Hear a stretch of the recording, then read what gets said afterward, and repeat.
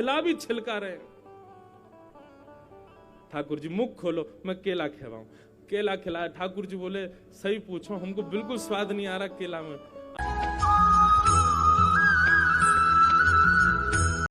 और सोच रहे हैं, बोले घर में बैठाने का आसन तक नहीं है, मैं कहां बैठाऊंगा इनको ले जाके। पहले तो दौड़े घर जाके विदुरानी से बोले अरे आज कुछ होने वाला। वो क्या होने वाला? बोले ठाकुर जी पधारने वाले। मतलब अरे द्वारिकाधीश, अरे क्या कह रहे हो, रुक के आराम से बताओ। श्वास लेके विदुर जी कह रहे हैं, देवी आज भरी सभा में द्वारिकाधीश बोले मेरा निमंत्रण तो विदुर के यहाँ, हमारी कुटिया में ठाकुर जी पधार रहे हैं। मैं यही विचार करूं बैठाएंगे कहां, खवाएंगे क्या? अरे कछु है अपनी रसोई में, कुछ सामग्री हो, सुंदर सिद्ध करो उसको। विदुरानी बोली आपको लाना पड़ेगा, है तो कुछ नहीं। दोनों की स्थिति ऐसी हो गई। विदुर जी बाजार भगे कछु लेवे के काजू, पता नहीं कब आ जाए। ठाकुर जी तो इतने में पहुंच गए और विदुरानी के यहाँ पहुंचे। विदुरानी के यहाँ जाकर के विदुरानी की भी हालत ऐसी कि पाटा भी उल्टा बिछा दिया। ठाकुर जी उसी पे ही बैठ गए। बोले जल्दी से भोजन कराओ, भूख लगी है। कुछ थे नहीं, कदली फल रखे थे, छिलका उतार करके ठाकुर जी को छिलका देती जाएं और केला दूर फेंकती जाएं। ठाकुर जी प्रेम से भाव से केला खा रहे। इतने में विदुर जी आए। विदुर जी आकर के हाथ रोको, बोले अरे कहा कर रही हो, छिलका खिला रही हो ठाकुर जी को। ठाकुर जी क्षमा करो, आप पहली बार घर आए, हम लोगों ने पाटा भी उल्टा बिछा भी छिलका रहे। ठाकुर जी मुख खोलो, मैं केला खिलाऊं। केला खिलाया। ठाकुर जी बोले सही पूछो, हमको बिल्कुल स्वाद नहीं आ रहा केला में। आप तो विदुरानी जी आप छिलका ही खिलाओ, वही में स्वाद आ रहा हो। विदुर विदुरानी दोनों ठाकुर जी के अंक से लग गए, रोने लगे। ये चाहिए हमको ये नहीं चाहिए कि ठाकुर जी आप हमारे यहां आओ, हम सब व्यवस्था करें। नहीं, ठाकुर जी स्वयं दे दें।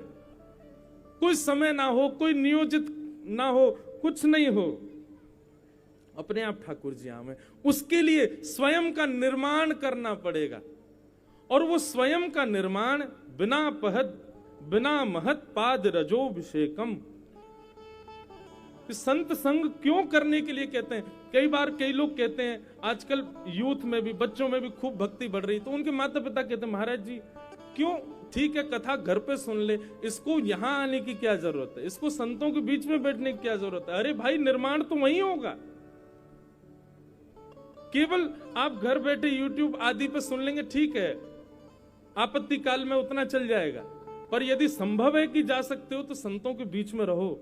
वे कैसे चलते हैं, क्या बोलते हैं, कैसा उनका नियम रहता है, वो सब पालन करो जीवन में। वो सिखाएंगे आपको। उससे क्या सीखोगे, किस चीज का निर्माण होगा? ठाकुर जी आपको अपना अधिकार दें, उसका निर्माण होगा। और तब ये पद सार्थक हो जाएगा। तू अपनो श्रृंगार करत है, तू श्रृंगार करत है, और ये दर्पण हाथ दिखावत है, ये दर्पण हाथ दिखावत है।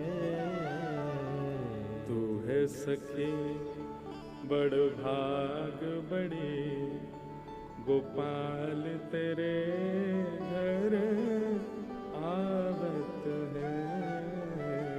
तू है सखी बड़ भाग बड़ेरी, गोपाल तेरे घर आवत है। यही मूल बात है बंधु। आज से नियम बदलो। ठाकुर जी से ठाकुर जी को भी मत मांगो। अब द्वारिकाधीश, गिरधर लाल आदि कहीं भी जाओ, ठाकुर जी से वैष्णव सेवा मांगो कि हे द्वारिकाधीश जी आप कृपा करो, हम आपके योग्य नहीं, आप ऐसे अनुग्रह करो कि खूब संतन की सेवा हम कर पाए, हमारे जीवन में वैष्णव पधारें, उनके संग हमको प्राप्त हो, उनके संग से हमारा ऐसा निर्माण हो कि आप हमें अधिकारी समझें, किसी सेवा का पात्र समझें, तब हम आपकी सेवा करें। इसीलिए श्री उद्धव जी महाराज को व्रज भेजा ठाकुर जी ने द्वारिका आने से पहले कि उद्धव तुम्हारा वृंदावन जाना बहुत जरूरी है, क्योंकि तुम श्रीमद् भागवत में शुकाचार्य जी कह रहे हैं, वृष्णि नाम प्रवरो मंत्री कृष्ण से दयित सखा शिष्यो बृहस्पतिर साक्षात उद्धवो बुद्धि सत्तम प्रेम सत्तम कहते तो आनंद भी आता। प्रेम नहीं है, केवल बुद्धिमान है। तब भगवान कहते हैं जाओ ब्रजमंडल जाओ, ब्रज गोपियों की सुध लेकर के आओ। उद्धव जी महाराज बोले भगवान मैं चला जाता हूं, अभी आ जाऊंगा शाम तक। भगवान बोले जाओ शाम तक आ जाना। और अपनी सुंदर मोर पिछ और काली कमरी उतार करके उद्धव जी को पहना दी, जाओ।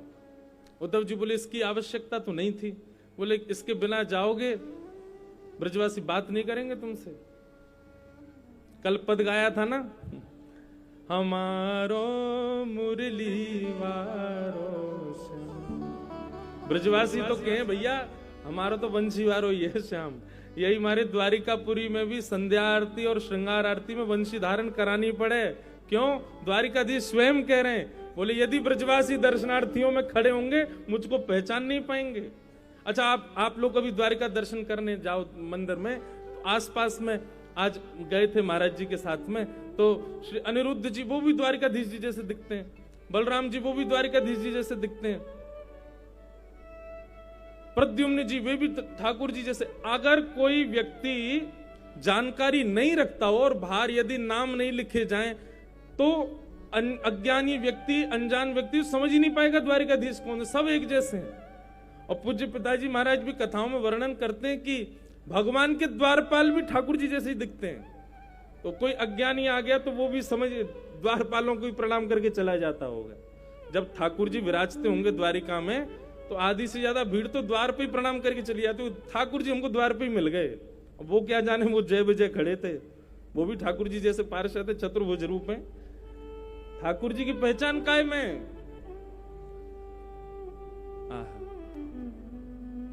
कभी ठाकुर जी मिल गए तो पहचानोगे कैसे? कभी सोचा आपने?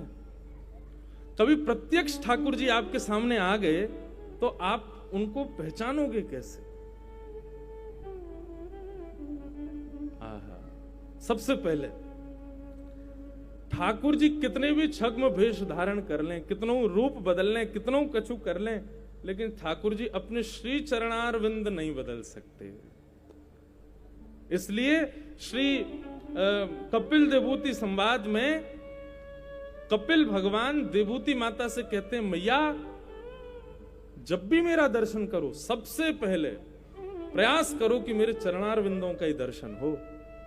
संचिंतयेद भगवतश्चरणारविंदम वज्रांकुशध्वज सरोरुहलांचनाड्यम उत्तुंग रक्त विलसन नख चक्रवाल ज्योत्स्ना विराहत महद हृदयांधकारम। मैं तो भागवत में कई सारी बातें ऐसी महाराज जी से सुनी हुई, पूज्य पिताजी महाराज, पूज्य मलुकपीठ वाले महाराज जी, गुरुदेव भगवान सबसे सुनी हुई, और स्वयं भी कहते कहते जो भाव आ जाते हैं ना, हम तो प्रैक्टिकल करके देख लेते हैं। ठाकुर जी के सामने जाके एक बार देखें हम कर पा रहे हैं कि नहीं। और ये निश्चित है, आप इसको आज ही करके देख लेना। 2 बार द्वारिकाधीश जी का दर्शन करना, आज और कल। आज के दर्शन में आप जैसे अब तक करते आए वैसे करना, और दर्शन के बाद में यहां आकर के किसी से कहना भैया हमसे पूछो कि द्वारिकाधीश कैसे दिख रहे हैं, आप बता नहीं पाओगे। लेकिन कल दूसरा उपाय करना, क्या? जैसे ही ठाकुर जी के सामने पहुंचो, आपके पास में बहुत कम समय है क्योंकि दरबान जो है वो फेंक देंगे बाहर। उतने कम समय में ऊपर से नीचे नहीं, नीचे से ऊपर निहारो। सबसे पहले ठाकुर जी के चरण देखो, उसके बाद ठाकुर जी के उदर देखो, फिर वक्ष देखो, फिर ग्रीवा, फिर मुख, फिर मुकुट। नीचे से ऊपर नजर घुमा के एक बार देखो ठाकुर जी को। लाइन लंबी ऐसी होती है कि दूर से दिख जाते हैं ठाकुर जी, पर ठाकुर जी भी बड़े चतुर हैं, पहले मुख ही दिखाते हैं अपना। ऐसा सुंदर श्रृंगार करेंगे कि आंख सीधी मुख पे ही जाती है। ये ठाकुर जी का श्रृंगार अच्छा होता है तो लोग कहते हैं आज ठाकुर जी बड़े सुंदर लग रहे थे। नहीं, उस दिन ठाकुर जी चतुर बन के खड़े थे कि तुम्हारी दृष्टि मेरे चरण में पड़े ही नहीं, यहीं पे ही अटक जाओ। चरण पहले देखो, ठाकुर जी के चरणारविंदों का दर्शन। उसके बाद समग्र अंग का दर्शन। और फिर आप आकर के किसी से ना, आज हमारे दर्शन की विधा पूछो, आज ठाकुर जी कैसे दिख रहे थे, आप बता दोगे निश्चित उस दिन ठाकुर जी कैसे दिख रहे थे। सबसे पहले तो ठाकुर जी की पहचान है चरणों से। ठाकुर जी के श्री चरण सामान्य चरण जैसे होते हैं लोगों के, ऐसे नहीं है। अरुण कमल, एक श्री राधा रमण जी का पद है, अरुण चरण श्री राधा रमण के। अरुण कमल जैसे चरण है ठाकुर जी के। ठाकुर जी के चरणों को जब आप देखेंगे ना, आप कहोगे महाराज जी सुंदर चरण है, हमको कैसे पता चले। अब इसका दूसरा उपाय सुनो। ठाकुर जी यदि रूप बदल करके भी आपके सामने आ गए और अगर आपकी दृष्टि चरणों पर पड़ गई तो किसी अन्य अंग को देखने का आपको अवकाश ही नहीं मिलेगा। वो चलें फिरें कहीं भी जाएं, आपका बार बार मन करेगा थोड़े और चरण ही देख लें इनके। यहां से पहचान जाना, जब चरणों से दृष्टि ना हट रही हो तो या तो ये ठाकुर जी हैं या ये ठाकुर जी के कोई अर्चक हैं या ठाकुर जी के कोई अंश हैं। मैं कथाओं में सुनाया करता हूं, श्री प्रहलाद जी महाराज के सामने जब नृसिंह भगवान प्रकट हुए, प्रहलाद जी को गोद में बैठा करके नृसिंह भगवान बोले, सब डर के भाग गए, लक्ष्मी भाग गई, ब्रह्मा जी भाग गए, सब देवता, कोई हिम्मत नहीं कर रहा मेरे आगे आने में। प्रहलाद तुमको डर नहीं लग रहा मेरे रूप से? प्रहलाद जी कहते हैं भगवान मैंने मन में विचार किया था जिस दिन आप प्रकट होंगे मैं आपका सर्वांगीण अंग का दर्शन करूंगा। सबसे पहले चरण देखूंगा, फिर घुटने देखूंगा, फिर उदर, फिर वक्ष, अंत में मुख देखूंगा। लेकिन नाथ मैं सही बताऊं अपनी हृदय की बात, जब से आप प्रकट हुए, आपके प्रकट होती मैंने दृष्टि से आपके चरणों को देखा है। आप विश्वास माने, अभी 2 दिन होने को आए हैं, मेरे नेत्र चरणों के दर्शन से भर ही नहीं रहे। मैंने आपका मुख देखा ही नहीं अभी तक।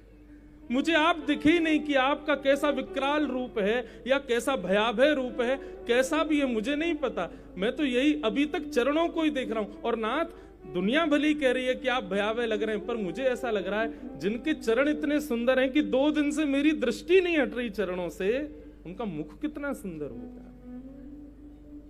मैंने आपके मुख को देखा नहीं है नाथ, मेरी दृष्टि तो चरणों में है अभी भी। ठाकुर जी की पहली पहचान है का भगवान के चरणारविंद। यदि ठाकुर जी प्रत्यक्ष सामने आ गए और आपने उनके चरण देख लिए, आप किसी अन्य अंग को देख ही नहीं पाओगे। समझ जाना ठाकुर जी पकड़ लेना, तुरंत भागने ना पाए। और दूसरी,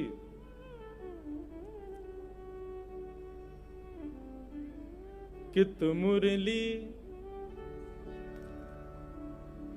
कित बनमाला,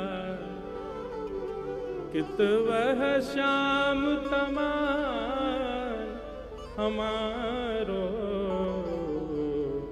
मुरली वारो श्याम। ठाकुर जी की वंशी कहीं तो रखी होगी, वो सदा के लिए ठाकुर जी से दूर नहीं रहते, कहीं तो रखी होगी। चतुर्भुज रूप है, चारों भुजाएं भी भरी हुई हैं शंख चक्र गदा पर, फिर भी वंशी धारण करते ही हैं ठाकुर जी, उसके बिना रह ही नहीं सकते। या हमारे उद्धव, अगर तुम बिना मोर पिछ और कारी कमरी के जाओगे, ब्रजवासी तुमसे बात नहीं करेंगे, इसको लेके जाओ। तब श्री उद्धव जी महाराज ब्रज आए और फिर उद्धव गोपी संवाद, बहुत विस्तृत भाव हम लोग सुनते ही हैं कथाओं में, और उतना करुण भाव में जाना भी नहीं है। 2 दिन वैसे ही बहुत, ठाकुर जी का कल जन्मोत्सव था, परसों भी उत्सव, 2 दिन खूब ब्रज की स्मृति कर करके हमने यही भूल गए कि हम द्वारिका में बैठे हैं। तो इसलिए ब्रज के भाव में आज थोड़ा कम ही स्पर्श करेंगे ब्रज का। बस अभी पूज्य महाराज जी हमारे मध्य पधारे हैं, लाल जी का राजभोग दर्शन होगा, उससे पूर्व